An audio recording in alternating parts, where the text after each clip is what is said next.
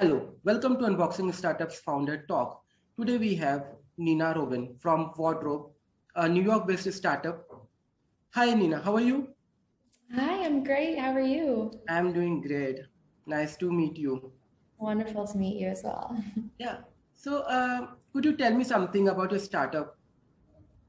Yeah, so Wardrobe is a peer-to-peer fashion rental platform, and we're making the world's most coveted closets accessible to everybody. So on Wardrobe, not only can you rent the greatest brands in the world, from Chanel to Gucci to Louis Vuitton, but you get to rent them directly from creators, influencers, celebrities, and for an accessible price. Okay. So, could you tell me about the vision? From where did you found that idea? Where did you got that idea that you should start renting the luxurious clothes? Yeah, so I mean, in the US, like everybody, women, men, doesn't matter who you are, everybody has that experience of looking into your closet and feeling like, one, you have nothing to wear, and two, you have way too many clothes. And so, we've realized that there's an earning opportunity sitting in everybody's closets. If people can just be able to access that stuff that's sitting and collecting dust in the back of your closet, you could be making money, and people can switch up their style in a way that is sustainable and also more affordable than going out and buying a bunch of new stuff all the time. Okay. When we'd started, we'd realized pretty early on, though, that there was an even higher earning potential for influencers, celebrities, creators like that, because typically they have even more stuff sitting in their closet than even just your average person. And they also have audiences of people who love their style and who would love to be able to borrow it, already like baked into who they are as a media personality. So we decided to start really focusing on, the creator and celeb space. And, that's why now we're fast becoming like the go-to place for accessing celebrity fashion. Okay. So when it comes to starting a business in US, so what are the formalities or the taxes every startup has to fulfill if they want to start a startup in the US? That's a really good question. As the director of marketing here, I can't properly answer that. I wish I had, more information for you on that, but yeah, not my field of expertise, the taxes. Okay. So, ma'am, I want to know what are the challenges you faced when you start the business, and during the initial phase, what are the challenges you faced? The Yeah, of company you course. faced. Yeah. So of course, like peer-to-peer fashion rental is actually quite a complicated thing when you're talking about the logistics behind it and the technology behind it. And we were coming into a space where, at the time, most peer-to-peer rental companies were still at a point, and they still are for the most part, where you're doing handoffs from person to person, basically like doing clothing swaps. And that's really difficult and almost impossible to scale. So our focus from like the very beginning was figuring out the way to scale peer-to-peer rental, which is why we consider ourselves, at the core, a logistics and technology company, because we've been able to scale up peer rental nationwide in the US. So, if somebody has a closet in California, they can lend out their stuff to people in Brooklyn, New York. And it's super simple. It feels very seamless, and on both sides, it's the easiest thing that you can do. So we'd figured out how to, one, make that transaction happen really smoothly, but also take the work off of the lender's part, so they don't have to ship things, they don't have to dry clean things, they don't have to get in contact with the people who want to rent their stuff. They can just send in their items and start making money off of it, and they don't have to do any extra work. Okay, means as you told that your company usually rent the luxurious items, right? Like Gucci and all. So I want to know that what are the difficulties you faced during the COVID-19 phase? Because that time it was like, that we can't use any products. So what are the difficulties you faced during that time, and how you cope up those situations?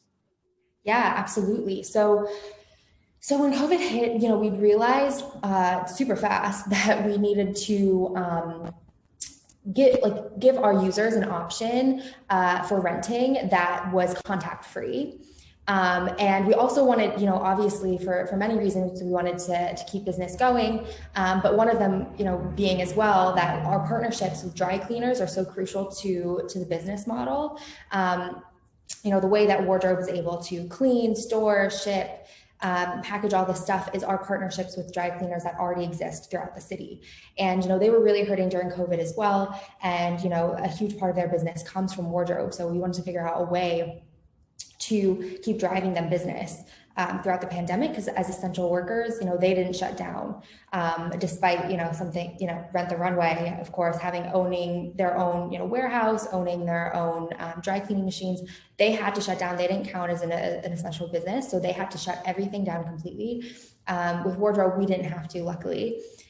So, all these things in mind, it was great because we already had dry cleaning as part of the core business model. So, we didn't have to change any cleaning practices. We didn't have to change anything on that front. It was already baked in to how we operate. But we'd realized it's time to launch nationwide shipping because, shipping provided a contact-free option for users who wanted to borrow clothing safely. And it also allowed our dry cleaners to stay up and running. So we launched it, and we're actually able to grow 6 times or 6-fold throughout COVID because the demand nationwide was so strong and so high that people were actually, borrowing, wearing the clothes for even just like to take a photo and post it on Instagram or post on TikTok or whatever it might be. You're still seeing demand on that front, and it was a really great opportunity to kickstart something that we'd already been thinking about and had seen demand for. And we just decided, okay, now's the time to do it. It's kind of now or never. So, okay, yeah. As you are talking about the business model, so I want to know how you purchase the product, or what are the things you do before renting? Means what is the overall, what is the chain from where you buy, and what are the procedure if anyone want to get your clothes from the reputed brand or luxurious brand? So how one can do that? Could you please explain the procedure? Absolutely, absolutely. So the great thing about wardrobe is we're extremely capital and asset light because we don't own any of the clothing or the inventory that you see on wardrobe. It is still all owned by its original owners who are just lending out their pieces through the wardrobe platform. And like I said, we try to make it very easy for people to lend out their stuff and earn money off of their pieces. So how we do that is right now we're invite only on the platform. So we reach out to influencers, celebrities, different creators who we think have great style and their fans and followers would want to borrow it. And we offer them an invitation to the platform. They pick out some stuff to put in their closet. We send them a shipping label. They ship it all into us. We get it ready to rent, and we handle everything from that point forward and send them a portion of the revenue. They still own their pieces. We don't have to buy their pieces off of them or, contribute to any manufacturing of new clothing. We just work with what's entirely in people's closets already. And they're able to earn off of each and every rental without having to do any additional work, which is great for creators who have, a ton of work and projects on their plates already. They don't want to add, a whole new project onto their daily agenda in order to make extra money. It's just a really, really easy way to unlock a new stream of revenue for our lenders. And eventually we're going to be opening this up to absolutely anybody who wants to start a closet, because we know that there's so much earning potential out there, even just for your average person, that's coming really soon, being able to just lend out to anybody or from anybody that has a great closet, basically. Okay. So I want to know, where are you currently shipping? Is it all over the US or which any country, any specific country? Yeah, so right now we're just operating within the United States. Okay. And we're hoping to expand our dry cleaner partnerships to different cities across the US very soon. So right now, we ship everywhere in the US. We also have our dry cleaner partners called our wardrobe hubs, exclusively in New York for right now, where you can pick up and drop off your orders, which makes it a little bit extra, convenient for the users who are local here. And we'll be able to scale that up, across the country really soon. So looking to expand maybe to LA next. We have a ton of interest also in Nashville and in Texas, and in all of the kind of big cities across the country. But yeah, for sure, would love to expand internationally as well. And that's something that's, on the horizon eventually. But right now we're focusing on just nailing the US. Okay. What is different about your business? How your business is unique, and what is means if we talk about the competitors, right? So how it is different from your competitors, and what is unique about your business overall? Yeah, so it's interesting because Wardrobe, our partnerships with celebrities and influencers is entirely unique to the Wardrobe platform. Like, there's nowhere else that you can borrow the clothes of your favorite celebrities and A-listers that you see on the red carpet and actually be able to wear those pieces yourself. So that in itself is quite unique. But beyond that, I mean, just the business model, a lot of people like to compare us to something like Rent the Runway.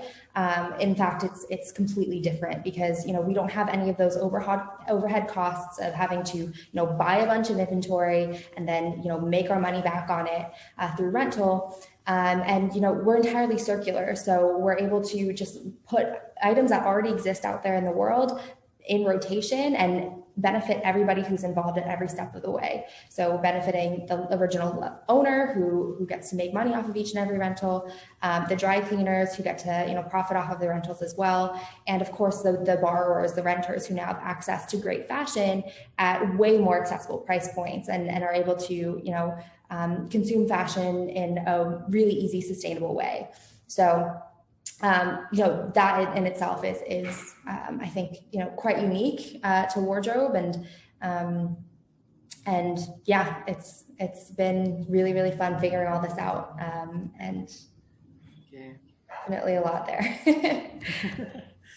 Okay, I was going through a report and I found that approximately more than 70% of the startups, they found something they lack in funding, right? So I want to know, what is your strategy when it comes to funding? Because we know most of the entrepreneurs are looking for this question on our YouTube channel. So could you please tell us, or could you please suggest something about the funding, how they can approach?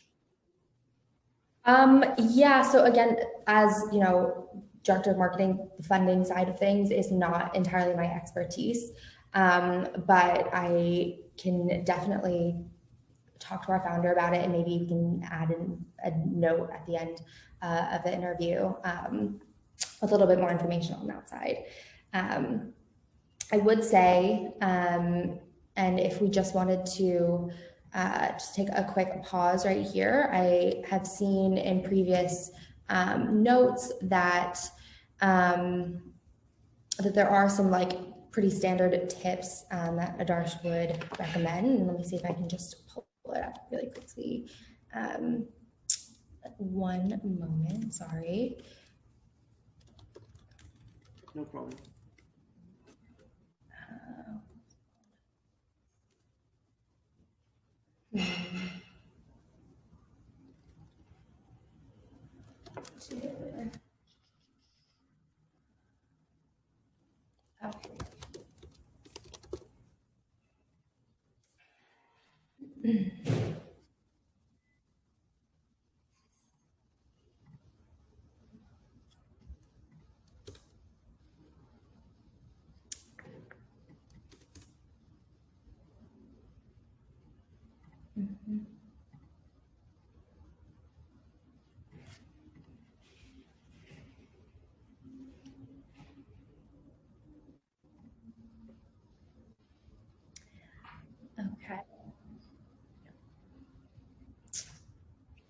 Okay.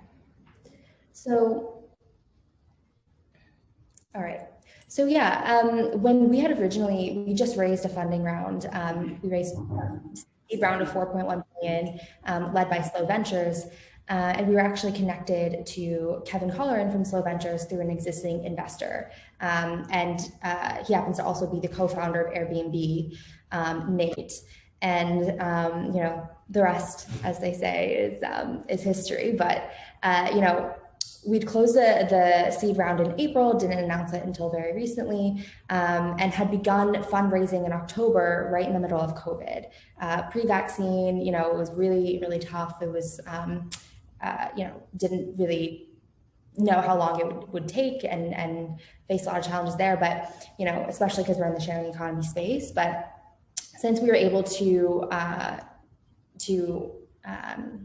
show that we had grown demand from customers it was possible in the end. But I think, what we had led with while we were raising that round is the fact that we were capital light by, working with dry cleaners and working with, individuals to lend it out their personal closets, as well as, showing strong traction with creators. I think tuning into the signals of what's going on in the market, even if it's not necessarily completely adjacent to what you're doing, or completely, aligned with what you're doing or what you might think is what your business model is. It's funny because when we first started, we didn't even think about creators necessarily as the core demo, because we just knew that everybody had stuff in their closet that they could lend out and earn money off of. But once we'd seen kind of the way that creators were responding to the platform and naturally gravitating to it, and then also seeing that out in the world there's so much attention being paid to the creator economy and to how to fund the creator economy, how to empower creators financially, we'd realize that this is the direction we need to go in and we need to lead with. So I would say, and Darsh would say as well, I think when you're trying to raise a funding round, keep your burn low, keep pitching investors and iterate your message based on traction. And when you finally find the right investors, you'll forget about all the passes and declines along the way. Okay, I hope most of the entrepreneurs will got to know that what exactly they need to do in their business. And when it comes to marketing, what strategies do you follow to market your startup? Effective, crucial marketing strategy.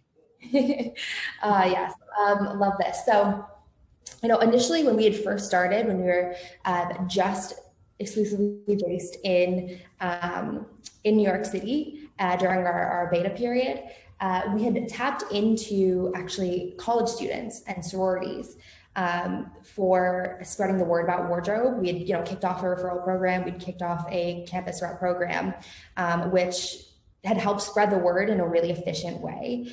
We'd realized that our core demo is Gen Z, and so we went directly to where they are. We brought literal racks of clothes to sorority houses up at Columbia, FIT. We would have partnerships with their magazines and their different clubs on campus, and we would literally just bring the product to them and follow kind of what they were already doing, the structure and the infrastructure of how sororities work and how colleges work in general is already there, and we just had to go to where they're at. So with the sororities up at Columbia, we'd realized, when you need a dress, and you want to look really great for a formal or semi-formal, and these things happen every single semester like clockwork, and we know exactly where we need to be and when we need to be there. So that's what we did. We would bring a rack up there, we would invite them to try on whatever they want, and give them a code to rent something at a discount, and we were able to aggregate a massive orders and new user signups from one single night. That was way far and beyond anything that we were able to see in weeks of trying more traditional marketing strategies. So I would say that was definitely a game changer. That taught us a lot about who our customer is and how they want to use wardrobe.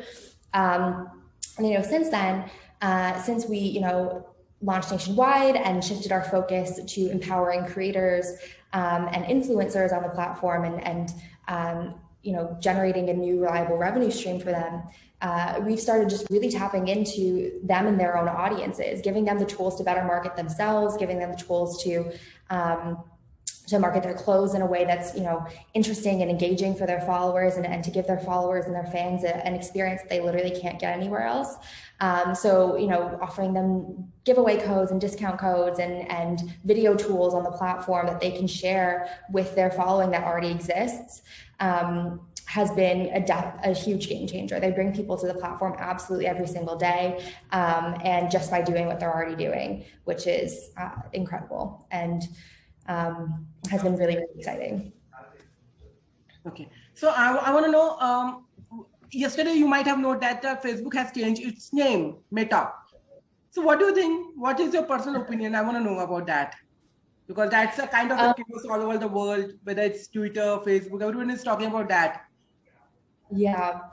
Yeah. So honestly, in my personal opinion, I think the metaverse is definitely where we're headed, for sure. I mean, just seeing the ways that, even like just from my limited perspective of the digital world in terms of fashion, I see everything kind of coming together, and we're going to have, especially for Gen Z, having your digital presence and your digital avatars mean so much more to a lot of, a lot of people in the generation in Gen Z, so much more than how you actually present yourself in person. So I think, your online presence is going to become, increasingly important and increasingly crucial to your identity. And the fact that all of this is kind of merging together is really interesting. Now, am I convinced that Facebook changing its name is going to make people forget that it's Facebook? No, not necessarily. But I do think that, in a couple of maybe like a decade or so, you're going to have people who are Gen Z and younger who don't relate to Facebook in the same way that, young millennials don't necessarily relate to MySpace. And, a name change will be quite effective in that front for future users. So that's just my thought on that. I think it's kind of funny. Yeah, thanks for a personal input. Yeah, I really got a view that what you want to say, right? So thank you, Nina. And yeah, what do you like the most about working with wardrobe? Could you share some of your experience? Yeah, I mean, so one of the things that I love most about working at Wardrobe is from the very beginning, I've been completely obsessed with the product. I think it's really easy to work in marketing and really easy to try to get people like excited about what this is, because I myself am so excited about it. Yeah. So I just love that. I think, what Wardrobe is doing is, really subtly kind of changing the game in terms of like the way that the fashion industry works, and solving so many of the problems that the fashion industry now is grappling with and trying to solve, sustainability questions about, ethical practices, and also trying to shift inventory according to like swiftly changing trends, and trying to tap into the creator network. Like all of these things are just built into what Wardrobe is, just, at its very core. And so it becomes this really natural, I think, next step for what the fashion industry is going to look like. And it's really encouraging to be at the forefront of that change. Okay. Could you please tell me something, because as you're talking about the fashion industry in the US, so could you tell me in short, how is the fashion industry in the US when it comes to the startups? How many startups, approximately how many startups are into this industry? In the fashion industry or in the rental industry? Fashion industry means, suppose like a wardrobe, you are getting into this industry. So related to this, how many startups are there in the US? I don't have a specific number for you. I will say that we do see fashion startups like popping up all over the place. We also see fashion rental projects popping up all over the place, whether it's a startup, whether it's a brand having an offshoot of their retail model to get into rental. We're seeing the tide is definitely shifting. There's a ton of interest here, and especially with Rent the Runway's IPO this week, making a huge splash and surpassing what they had even expected in terms of the success of the IPO. There's a ton of interest here, and I think it's just all goes to show that this is kind of where the industry is headed, and whoever can figure this out first is going to be in a really great position. And all that being said, Wardrobe has, I think, made huge leaps and bounds beyond some of the other, startups that we see out here in terms of the logistics of the model, in terms of the general just capital light aspect of the whole thing, and as well as our partnerships with creators and really having figured out ways to earn them money and earn them money fast and reliably, I think is going to be hugely helpful and beneficial for us in the long run. And I think we're going to start seeing brands more and more just really trying to tap into that creator economy and wake up to that reality as they start to grow and enter the market. And yeah, I hope that answered your question, even though it totally didn't at all. I hope that was at least a little bit helpful. Yeah, means there's a lot of things that I was really going through the wardrobe. Means I really congratulations that the achievements what wardrobe has done within this few years, and that is really commendable from unboxing startups. And I know every viewers will gonna praise what wardrobe is doing right now, right? Yeah. Appreciate that. Yeah, and now we will have a small rapid fire round, and it will be a funny session, and you have to answer in one word. So the first question is: are you a morning person or an evening person? Evening person, for sure. Okay. Could you please describe in one word? Could I please describe what in one word? Yeah. Could you please describe yourself in one word? Oh, in one word. Yeah. Driven. Okay. Who is your favorite superhero? Catwoman, because of her outfit. Okay. Yeah. Great. Who is your inspiration and why? My inspiration is Jane Fonda, because she has had so many different versions of herself throughout her life. She's lived many different lives in one, and she has always managed to stay entirely true to who she is throughout each and every phase. What is one thing that annoys you the most? I would say getting distracted or getting interrupted from anything, a conversation, a TV show I'm watching, whatever I'm working on. Can't stand it. Headphones on, world out. Okay. Turning on your ANC, you just lost. What did you say? Turning your active noise cancellation and you just relax. Yeah, exactly. Love that. Your favorite holiday destination? My favorite holiday destination. I don't have one in particular. I would say anywhere in California. Okay. Your favorite book? My favorite book. My favorite book growing up was Harry Potter. Okay. I hate to be that cliche, but definitely was. What have you done that you are most proud of? I would say I'm most proud of myself every single time that I show up and bring 100% to the table. And I try to do that on a daily basis. I'm very committed to at least putting myself out there as best I can. And then, once you realize that you've done as much as you can do, then you can just, whatever happens, you can be happy with it. Okay. Well, I was thinking one thing. Yeah. Could you describe wardrobe in one word? I know you are going to say, but yeah, I want a genuine opinion from you. You know what I'm saying? I honestly, describing wardrobe in one word, I would say game changing. What would you say? Okay, fine. Yeah, okay, fine. Your favorite brand, luxurious brand, what do you prefer? That's a good question. I would say my favorite brand, period, my favorite designer is Iris Van Herpen.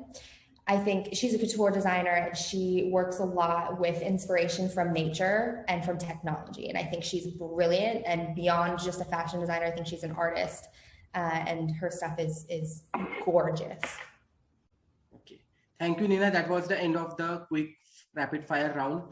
And yeah, it was lovely, and we are very pleased that you have given a time to unboxing startups. And yeah, many more. If you have many more projects or the updates, we are really going to cover in the coming days. Well, that's the end of the Founders Talk.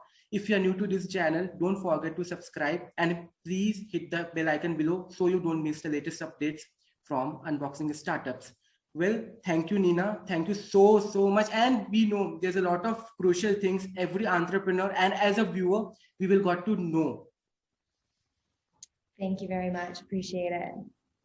Yeah. And as we told, don't forget to hit the bell icon below. And yeah, see you in the next fresh episode with a new founder, with a new entrepreneur. Till then, very take care of yourself. And this was a friend and host, Pratik. Thank you, Nina. Thank you once again.